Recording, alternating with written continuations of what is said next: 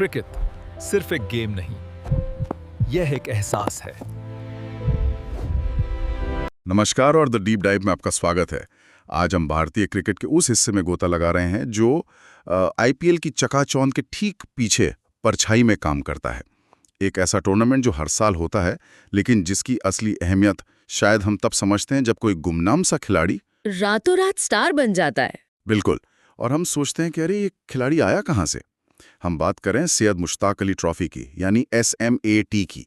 आज हमारे पास जो भी जानकारी है उसके आधार पर हम ये समझने की कोशिश करेंगे कि ये टूर्नामेंट सिर्फ एक कैलेंडर इवेंट है या भारतीय क्रिकेट की असली सप्लाई लाइन। सप्लाई लाइन, ये शब्द बिल्कुल सटीक है। ज्यादातर लोग SMAT को आईपीएल का एक तरह का वार्म अप टूर्नामेंट मानकर भूल जाते हैं, लेकिन सच तो ये है कि अगर आईपीएल एक ब्लॉकबस्टर फिल्म है तो SMAT वो ऑडिशन रूम है। Audition room? हाँ, जहां कल के सुपरस्टार्स पहली बार अपनी प्रतिभा दिखाते हैं। ये वो नींव है जिस पर भारतीय T20 क्रिकेट की पूरी इमारत खड़ी है। तो चलिए इसी नींव की मजबूती को परखते हैं। सबसे पहले ये समझते हैं कि SMAT आखिर शुरू क्यों हुआ। मतलब 2006-07 का दौर था, T20 नया था, दुनिया दीवानी हो रही थी। क्या भारत को बस एक और टूर्नामेंट की जरूरत थी? जरूरत थी, और बहुत ज्यादा थी। उस वक्त देखिए, घरेलू क्रिकेट का मतलब था रणजी ट्रॉफी। हाँ, 5 दिन का खेल, धैर्य, तकनीक। बिल्कुल। और T20 उसके ठीक उल्टा था। पावर, स्पीड और 3 घंटे का रोमांच। तो BCCI को ये एहसास हो गया था कि अगर हमें इस नए फॉर्मेट में दुनिया से मुकाबला करना है तो हमें अपने खिलाड़ियों को एक प्लेटफॉर्म देना होगा।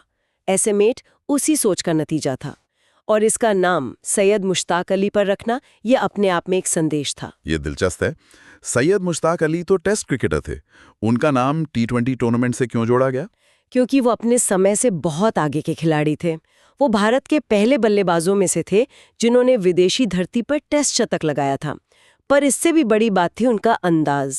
मतलब निडर, आक्रामक और एकदम एंटरटेनिंग। वो उस दौर में T20 वाली मानसिकता से क्रिकेट खेलते थे, जब T20 का कोई अस्तित्व ही नहीं था। तो जब भारत के सबसे तेज तर्रार घरेलू टूर्नामेंट की बात आई तो उनसे बेहतर नाम कोई हो ही नहीं सकता था। मैं समझ लिया कि ये टीमों को T20 का अनुभव देने के लिए शुरू हुआ, लेकिन क्या आज के दौर में इसका उतना ही महत्व है, जब खिलाड़ी साल भर दुनिया भर में T20 लीग्स खेलते ही रहते हैं? क्या ये बस एक और टूर्नामेंट बनकर नहीं रह गया है? सवाल बहुत अच्छा है, लेकिन इसका जवाब इसके महत्व को और भी बढ़ा देता है। आज ये सिर्फ अनुभव हासिल करने का मंच नहीं रहा, ये अब एक लॉन्च पैड बन गया है। Launch pad? हाँ, आप इसे युवा और घरेलू खिलाड़ियों के लिए एक स्पॉटलाइट की तरह देखिए। ये वो पहला बड़ा स्टेज है जहाँ एक खिलाड़ी अपने राज्य की जर्सी पहनकर T20 क्रिकेट खेलता है। यहाँ अगर कोई अच्छा प्रदर्शन करता है तो उस पर आईपीएल फ्रेंचाइजी और राष्ट्रीय चयनकर्ताओं की सीधी नजर पड़ती है। अच्छा। ये कोई छुपी हुई बात नहीं है कि आईपीएल ऑक्शन से ठीक पहले हर फ्रेंचाइजी के टैलेंट स्काउट्स SMAT के हर मैच पर नजर गड़ाए बैठे होते हैं। यानी SMAT सिर्फ एक टूर्नामेंट नहीं, ये तो भविष्य के क्रिकेट स्टार्स को पहचानने वाली एक फैक्ट्री है। बिल्कुल, फैक्ट्री ही सही शब्द है। और इस फैक्ट्री का एक मशहूर प्रोडक्ट शायद सूर्य कुमार यादव है। लोग भूल जाते हैं कि आईपीएल में हिट होने से सालों पहले वो SMAT में मुंबई के लिए 360 डिग्री शॉट्स खेलकर मैच जिता रहे थे। चयनकर्ताओं ने उनका नाम वहीं से लिखा था। रणजी ट्रॉफी में आपका टेम्परामेंट परखा जाता है, लेकिन SMAT में आपकी आक्रामकता, आपकी तेजी और दबाव में बड़े शॉट खेलने की क्षमता परखी जाती है। बिल्कुल। तो ये साफ है कि SMAT खिलाड़ियों के लिए एक लॉन्च पैड है। लेकिन इस लॉन्च पैड का इस्तेमाल सबसे बेहतर तरीके से किन टीमों ने किया है? अगर मैं पूछूं कि SMAT की सबसे सफल टीम कौन है, तो ज्यादातर लोग शायद मुंबई का नाम लेंगे। क्या ये सही है? ये एक आम धारणा है, पर आंकड़े कुछ और कहानी बताते हैं। ऐतिहासिक रूप से देखें तो SMAT की सबसे सफल टीम तमिलनाडु रही है। तमिलनाडु? जी, उन्होंने 3 बार ये खिताब अपने नाम किया है, जो किसी भी टीम से ज्यादा है। उनकी टीम में हमेशा से T20 के माहिर खिलाड़ी रहे हैं और उन्होंने इस फॉर्मेट की जरूरतों को बहुत जल्दी समझा। ये सुन के थोड़ी हैरानी हुई। तमिलनाडु के पास 3 खिताब हैं, क्योंकि हाल के सालों में तो उनका वैसा दबदबा दिखा नहीं, जबकि मुंबई वो 2024-25 की चैंपियन है। तो क्या तमिलनाडु की बादशाहत अब खत्म हो गई है? खत्म शायद सही शब्द नहीं होगा, लेकिन हाँ, मुकाबला बहुत कड़ा हो गया है। पहले तमिलनाडु के पास दिनेश कार्तिक, विजय शंकर, वॉशिंगटन सुंदर जैसे T20 स्पेशलिस्ट का एक एक कोर ग्रुप था। लेकिन अब लगभग हर बड़ी टीम के पास ऐसे खिलाड़ी हैं। मुंबई, कर्नाटक, पंजाब, बड़ौदा, ये सभी टीमें अब बहुत मजबूत दावेदार हैं। इससे ये पता चलता है कि अब दबदबा किसी एक टीम के हाथ में नहीं है।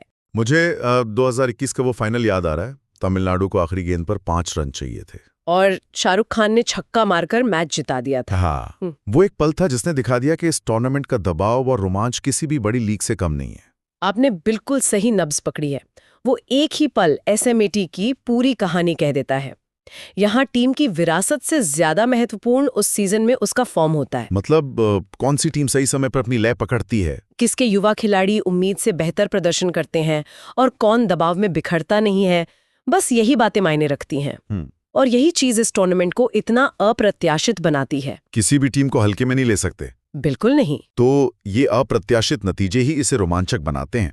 लेकिन इस रोमांच के पीछे एक बहुत ही व्यवस्थित ढांचा काम करता होगा ताकि 38 टीमों के बीच मुकाबला निष्पक्ष हो। ये ढांचा आखिर है कैसा? इतनी सारी टीमों के साथ कैसे मैनेज किया जाता है? इसका फॉर्मेट समय के साथ काफी बदला है, लेकिन 2025-26 सीजन का जो ढांचा है वो काफी दिलचस्प है। कुल 38 टीमों को 2 श्रेणियों में बांटा गया है, एलीट और प्लेट। एलीट और प्लेट? हाँ, एलीट में 32 मजबूत टीमें हैं जिन्हें 8-8 के 4 ग्रुप्स में बांटा गया है, और प्लेट ग्रुप में 6 टीमें हैं जो अपेक्षाकृत नई या कमजोर मानी जाती हैं। एक मिनट, ये एलीट और प्लेट वाला सिस्टम थोड़ा अजीब नहीं है? क्या इससे मजबूत और कमजोर टीमों के बीच की खाई और बढ़नी जाएगी? ऐसा लगेगा कि कुछ टीमें हमेशा एलीट में रहेंगी और कुछ प्लेट में ही फंसी रह जाएंगी। पहली नजर में ऐसा लग सकता है, लेकिन ये सिस्टम असल में छोटी टीमों के लिए एक वरदान है। वरदान कैसे? पहले क्या होता था कि सभी टीमें एक ही पूल में खेलती थीं। नतीजा मुंबई और मणिपुर का मैच होता था, जो पूरी तरह एक तरफा होता था। हाँ, इससे न तो मुंबई को कोई कड़ी टक्कर मिलती थी, न ही मणिपुर के खिलाड़ियों को कुछ सीखने का मौका। अब प्लेट ग्रुप में नॉर्थ ईस्ट की टीमें या पौंडीचेरी जैसी नई टीमें अपने बराबरी की टीमों से खेलती हैं। अच्छा। इससे उन्हें जीत का स्वाद चखने और आत्मविश्वास हासिल करने का मौका मिलता है। और नॉकआउट का क्या सिस्टम है? क्या प्लेट ग्रुप की टीम के पास भी चैंपियन बनने का कोई रास्ता है? हाँ, यहीं पर ये फॉर्मेट मजेदार हो जाता है। एलीट के हर ग्रुप से टॉप 2 टीम्स सीधे नॉकआउट यानी क्वार्टर फाइनल में जाती हैं, लेकिन प्लेट ग्रुप की जो विजेता टीम होती है उसे भी प्री क्वार्टर फाइनल में जगह मिलती है, जहां उसका मुकाबला एलीट ग्रुप की किसी निचली रैंक वाली टीम से होता है। तो सैद्धांतिक रूप से प्लेट ग्रुप की टीम के पास भी चैंपियन बनने का एक लंबा लेकिन मुमकिन रास्ता है। और पॉइंट्स का सिस्टम? वो सीधा है, जीत के 4 पॉइंट्स, कोई नतीजा न निकलने पर 2 और हार पर 0। ये टीमों को आक्रामक खेलने के लिए उकसाता है। मतलब ये ढांचा सिर्फ मजबूत टीमों के लिए नहीं है, बल्कि ये पूरे देश में क्रिकेट के विकास को ध्यान में रखकर बनाया गया है। ये छोटे राज्यों की टीमों को एक सीढ़ी देता है जिस पर चढ़कर वो ऊपर आ सकती हैं। बिल्कुल, ये फॉर्मेट सुनिश्चित करता है कि किस्मत के भरोसे कोई आगे ना बढ़े। आपको लगातार अच्छा प्रदर्शन करना होता है। ग्रुप स्टेज में आपकी निरंतरता परखी जाती है और नॉकआउट में दबाव झेलने की क्षमता। यही वजह है कि हमें अक्सर हिमाचल प्रदेश जैसी टीमें बड़े उलटफेर करती हुई दिखती हैं। चलिए अब उस सवाल पर आते हैं जो शायद सबके मन में है। हमने बात की कि एसएमएट हमेशा से महत्वपूर्ण था, लेकिन पिछले 4-5 सालों में ऐसा क्या हुआ कि ये आईपीएल ऑक्शन का सबसे बड़ा हॉटस्पॉट बन गया है? ऐसा लगता है कि अब फ्रेंचाइजी विदेशी खिलाड़ियों से ज्यादा एसएमएट के परफॉर्मेंस पर नजर रखती हैं। इसके पीछे सोच का एक बहुत बड़ा बदलाव है। पहला और सबसे बड़ा कारण है डेटा। जी, अब हर फ्रेंचाइजी के पास एनालिस्ट्स की एक पूरी टीम होती है जो सिर्फ बड़े नामों को नहीं देखते। वो देखते हैं कि एसएमएट में डेथ ओवर्स में कौन सा गेंदबाज सबसे कम रन देता है, पावर प्ले में किस बल्लेबाज का स्ट्राइक रेट सबसे ज्यादा है, कौन सा खिलाड़ी दबाव में मैच फिनिश कर सकता है। बिल्कुल, और इन सवालों के जवाब अक्सर छोटे शहरों से आए अनजाने खिलाड़ियों के रूप में मिलते हैं। जैसे रिंकू सिंह, जब तक केकेआर ने उन्हें वो रोल नहीं दिया तब तक शायद बहुत कम लोग जानते थे कि वो उत्तर प्रदेश के लिए ऐसे मैच में सालों से ही काम कर रहे थे। सटीक उदाहरण, रिंकू सिंह की कहानी ऐसे मैच के महत्व को सबसे अच्छे से बताती है। वो सालों से यूपी के लिए फिनिशर का रोल निभा रहे थे, लेकिन राष्ट्रीय स्तर पर किसी की नजर नहीं पड़ी।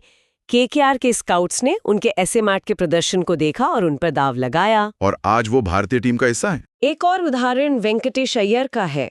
2021 आईपीएल के दूसरे हाफ से पहले वो एक गुमनाम खिलाड़ी थे, लेकिन उन्होंने मध्य प्रदेश के लिए एसएमएटी में शानदार ऑलराउंड प्रदर्शन किया था और केकेआर ने उन्हें मौका दिया। बाकी सब तो इतिहास है। तो ये सिर्फ बल्लेबाजों या गेंदबाजों की बात नहीं है, ये विशिष्ट भूमिकाओं मतलब स्पेसिफिक रोल्स के लिए खिलाड़ी ढूंढने की जगह बन गई है। बिल्कुल। तिलक वर्मा को देखिए, हैदराबाद के लिए एसएमएटी में वो मिडिल ओवर्स में स्पिन को बहुत अच्छा खेलते थे और पारी को संभालते थे। मुंबई इंडियंस को ठीक वैसे ही एक खिलाड़ी की जरूरत थी।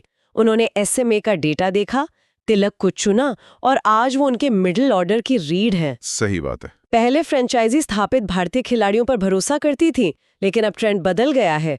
अब वो एसएमए से अनकैप्ड खिलाड़ी उठाते हैं, उन्हें तैयार करते हैं और वो उनके लिए मैच विनर बनते हैं।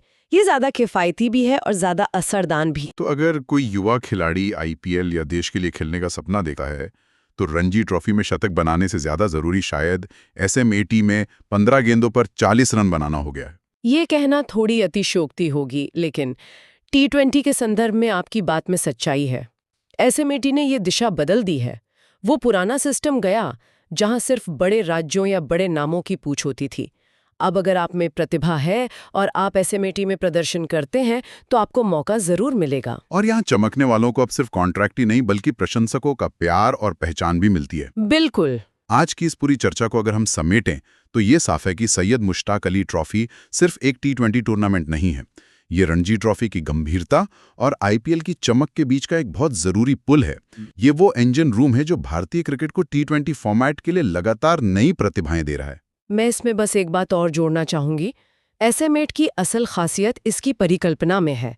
ये एक ऐसी परिकल्पना है जहां प्रतिभा को मौका मिलता है। जहां आपका सरनेम या आप किस राज्य से आते हैं ये मायने नहीं रखता, आपका प्रदर्शन बोलता है।